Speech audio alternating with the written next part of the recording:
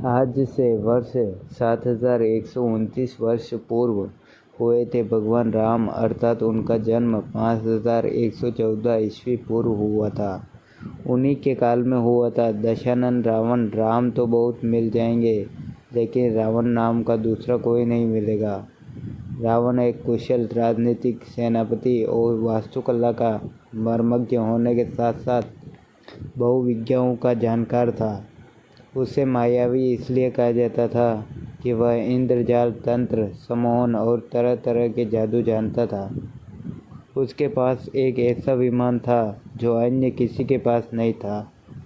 इन सभी के कारण सभी उससे भयभीत रहते थे।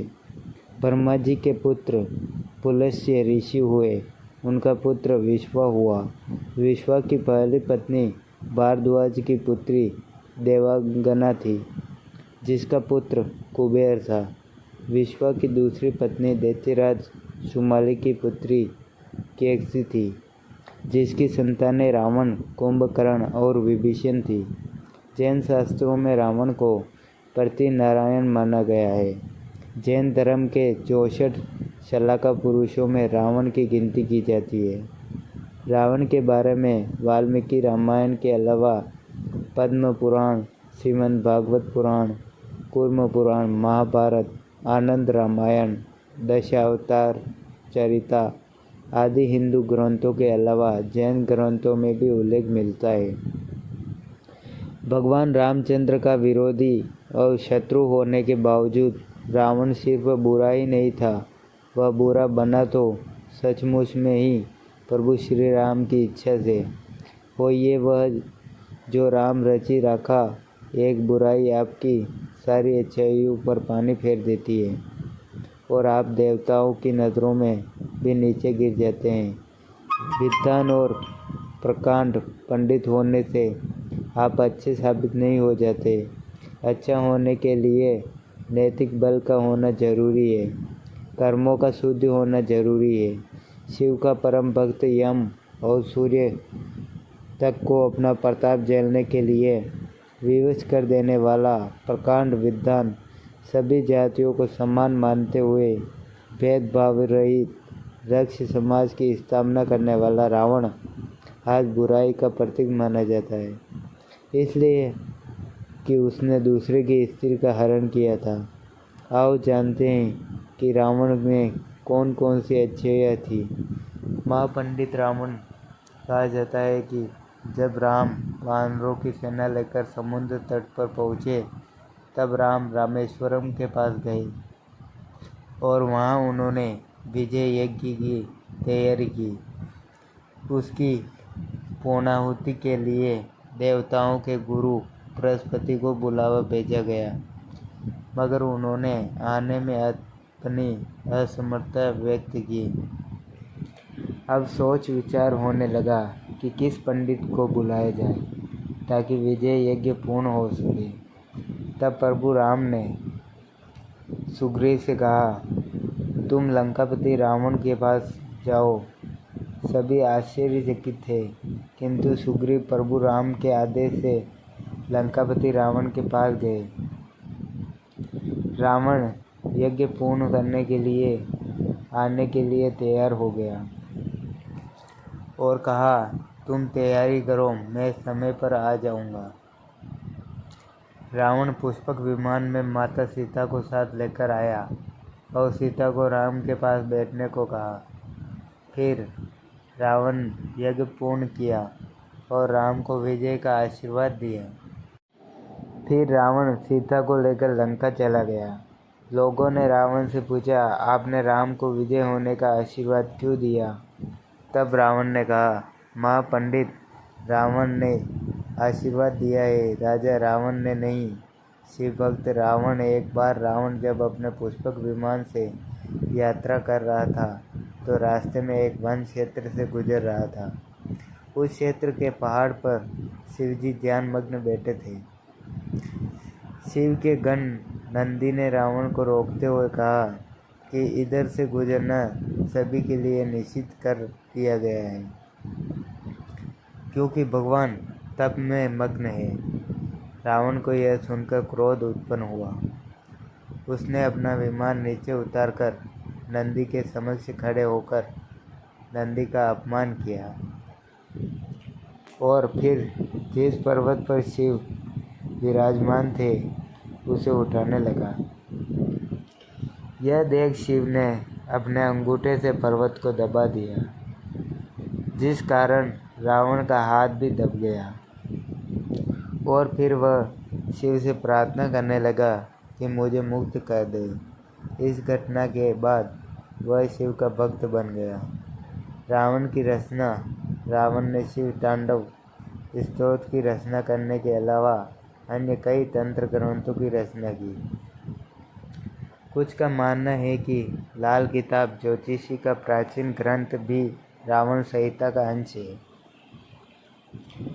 रावण ने यह विद्या भगवान सूर्य से सीखी थी। राजनीति का ज्ञाता।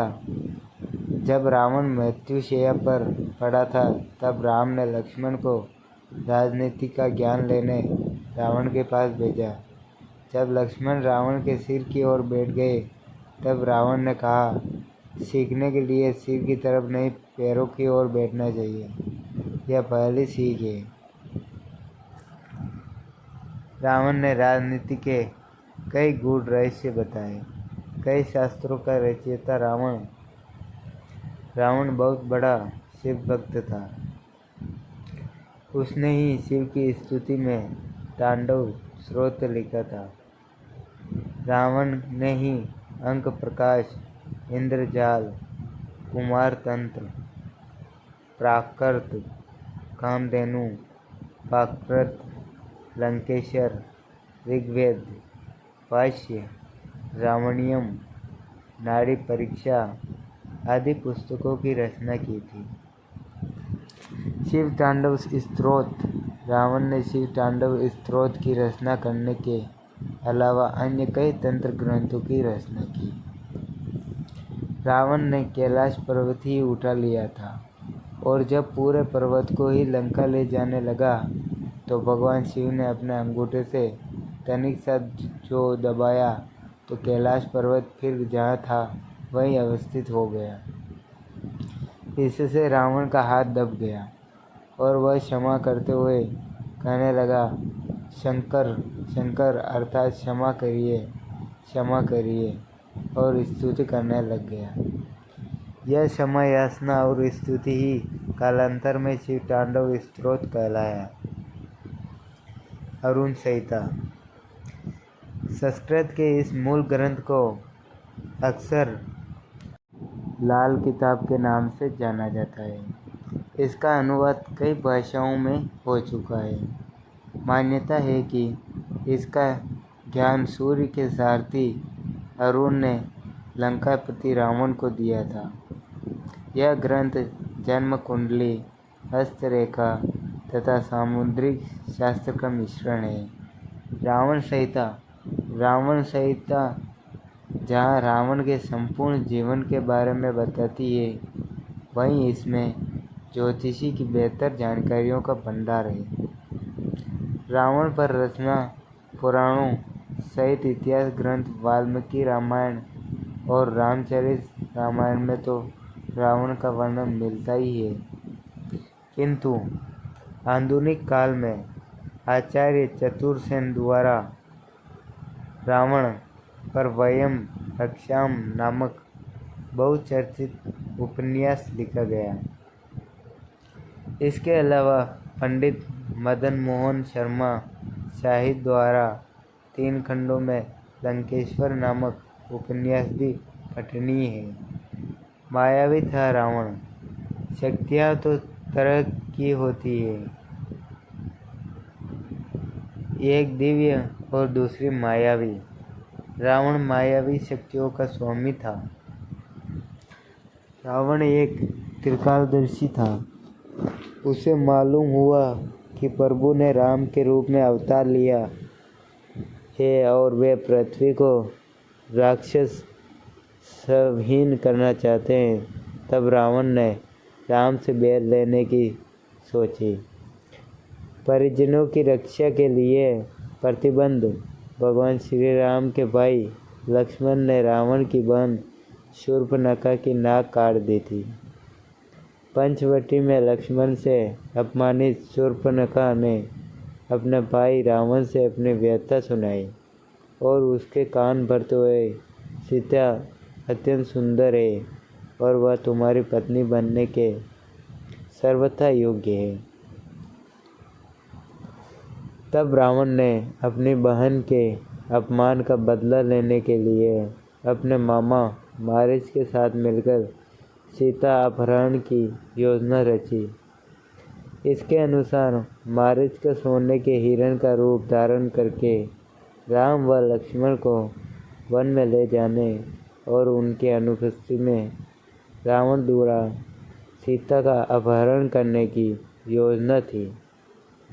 इस पर जब राम हिरण के पीछे वन में चले गए तब लक्ष्मण सीता के पास थे, लेकिन बहुत देर होने के बाद भी जब राम नहीं आए तो सीता माता को चिंता होने लगी। तब उन्होंने लक्ष्मण को भेजा। राम और लक्ष्मण की अनुपस्थिति में रावण सीता का अपहरण करने ले उड़ा। अपहरण के बाद आकाश मार्ग से जाते समय पक्षीराज जटायु के रोकने पर रावण ने उसके पंख काट दिए। रावण ने सीता को लंका नगरी के अशोक वाटिका में रखा और त्रिजटा के नेतृत्व में कुछ राक्षसियों को उनकी देखरेख का भार दिया। माता सीता को छुआ तक नहीं। भगवान राम की अर्धांगिनी माँ सीता का पंचवटी के पास लंकाधिपति रावण ने अपहरण करके 2 वर्ष तक अपने कैद में रखा था। लेकिन इस कैद के दौरान रावण ने माता सीता को छुआ तक नहीं।